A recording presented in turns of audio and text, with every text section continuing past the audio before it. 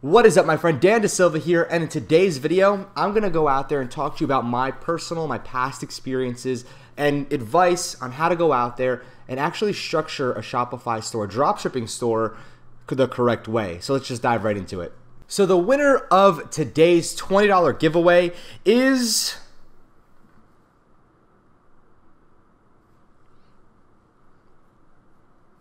right here, Mr. Humberto Prado Ballesteros. So congratulations. We are sending $20 right to your PayPal. My team will reach out to you through the YouTube Messenger system. And again, congratulations. If you want to be a part of the giveaway, make sure you're subscribed and you leave a comment on this video. And I pick one of the random commenters from my last video, and we give away money every single day. So again, let's just hop into this video right now.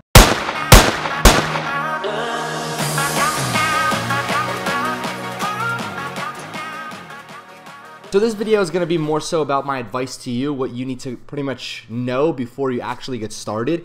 And this comes from experience.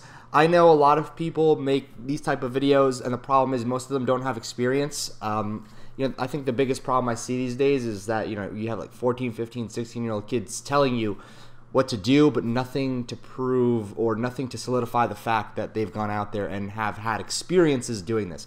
So these are first-hand experiences from me, what I know with working with millions of dollars in results, millions of dollars worth of students as well. So the first thing I'm going to tell you is you want to structure your particular store for the long term. So ideally, nobody talks about this, but your number one goal is to, again, in a perfect world, sell out. So be able to sell your store for X, Y, and Z amount of money, whether it's 6, 7, 8, 9 figures. That is, depending on how big you get.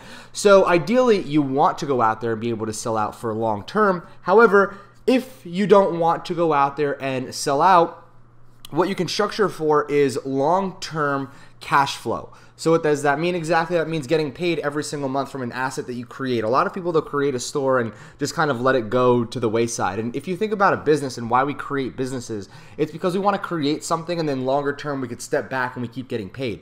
Most people build only to get paid from what they build and keep on rebuilding. And that's kind of the biggest problem in the Shopify and dropshipping marketplace, is that everyone keeps chasing the dollar over and over and over again, which makes it super expensive for everybody else. Meaning that if I go out there and I just keep chasing a new sale and my competitors, 10,000 other competitors are chasing the same exact sale, we're all competing for the same exact people, making it way more expensive. So when it comes down to it, you need to realize that you need a structure for the long term, which also comes back right to number 2. Actually, number 3 is what I really want to talk about. But number 2 is don't think you need an app, okay, or every app in the App Store for your store to become profitable. And I see this a lot of times is a lot of people will ask me in my groups, Dan, do I need this app, this app, and this that does X, Y, and Z, and this that helps X, Y, and Z do its job. And again, you don't need every single app in the App Store. There's really a few components of your store. Now, when you're going and building your store, you need to break down those components and what they are. For example, the pre-sale, the post-purchase, and the actual, kind of follow-up, if you will. So that kind of involves the post-purchase sequence as well. So when it comes down to it, what I'm going to suggest you do is break it into components in each phase. So phase 1 before the purchase, phase 2 during the purchase, phase 3 after the purchase, and outline what you want to happen, and then find the app that actually allows it to happen. So, and if it doesn't exist, then you can either create it, request it, hope somebody creates it, whatever it is. But essentially, there's pretty much an app for your store for every possible idea that you want.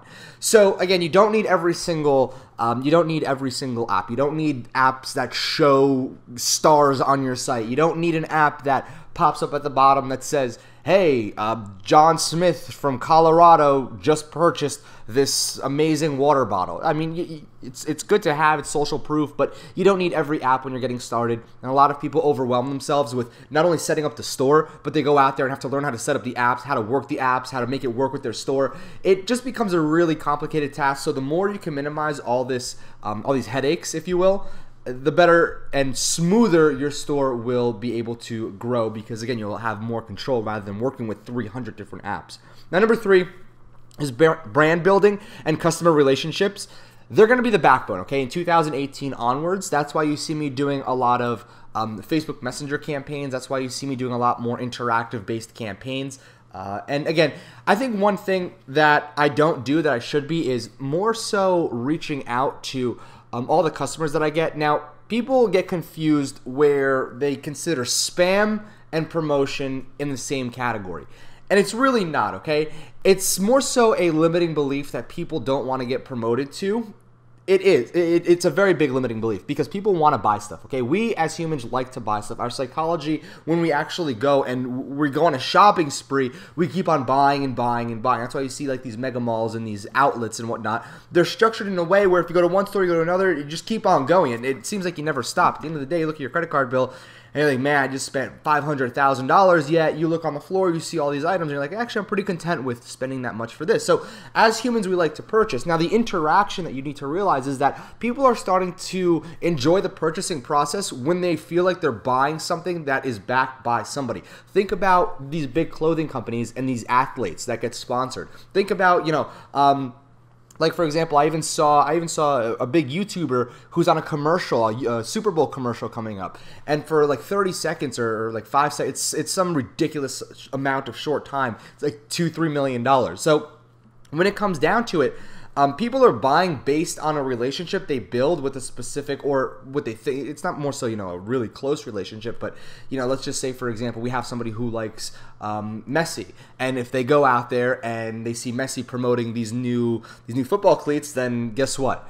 More than anything, they're more inclined to purchase those cleats because they have this sort of connection with Messi, even though Messi has no idea who they are. So that's kind of the same idea. Now, this is super, super hard to nail. What I mean by that is I can literally go out there and create probably like 10 million different videos on this subject because it plays off of psychology, it plays off of connections, it plays off of promotion. Everything in here, it basically becomes marketing. The whole branding aspect is marketing 101. That's why it's a little bit more complicated than just building relationships. How are you going to build those relationships? Again, remember I talked about before what happens in your store in phase 1, 2, and 3. Now what happens if you roll out of phase 4 and we talk about the customer, more so the customer outreach, building a relationship. That's where you're going to have to come in. And I do run a lot of those campaigns as well, especially under the Dan Dasilva brand, because that's a lot harder because we are in a very weird marketplace where it seems like everybody and their grandmother can become a e-commerce teacher or somebody who guides other people in e-commerce. So, these relationship campaigns, super, super important, especially if you're trying to build an e-com store. People are going to gravitate towards you and keep on coming back to you for more purchases if you do this correctly. So learn more about branding, learn more about customer relationships, what makes people trigger and purchase. That's really what's going to help you go out there and make a lot of money with your store. Number 4 is put money or time into aesthetics. Now, when it comes down to aesthetics, a lot of people, they kind of like brush this off.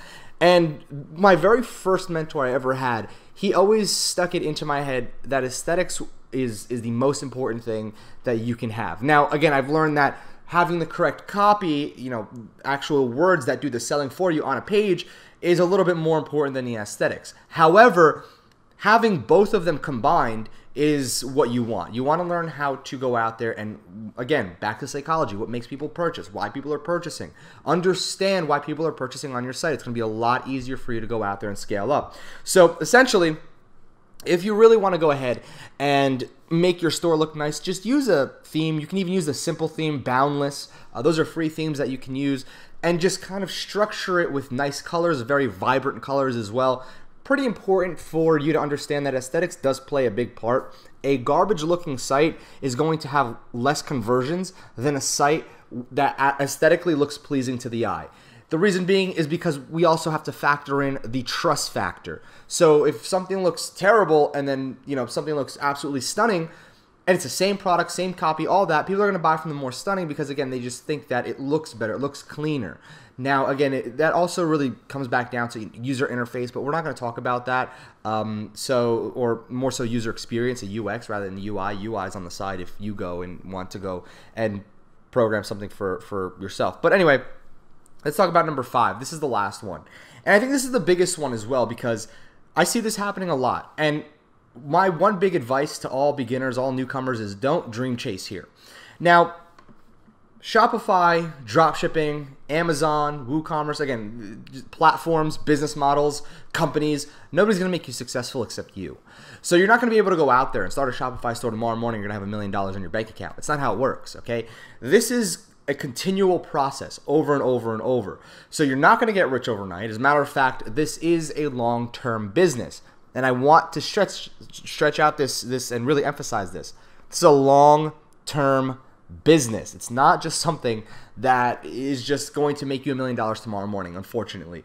So if you're someone who, is just here today and gone tomorrow, I want this money now, and then I'm going to figure out what else to do, that's fine and all. You can make smart decisions with your money, hopefully, and go out there and reinvest. But again, one thing that I'm going to end it right here is that you don't want to dream chase. You want to be somebody who's actually going out there, putting in the effort and knowing that it's going to take a little longer than just 2 weeks to make a lot of money. You could set everything up within the first, 3-4 weeks, and then after that, just go and just start running ads and start building your brand, etc. So don't be that person who wants to dream chase. And that's really all I have, all right? So Dan Fam Notification Squad, it's been my pleasure being here with you today. Sorry this video is a little late. I know I skipped like a day or two, but essentially, this is kind of what I wanted to reboot the channel with. We're focusing heavily on dropshipping and Shopify again because you guys, I asked, you guys told me, and then guess what? I'm going to be catering to those of you that are here for the dropshipping. So, without any further ado, Dan Fam Notification Squad, make sure you subscribe if you're new here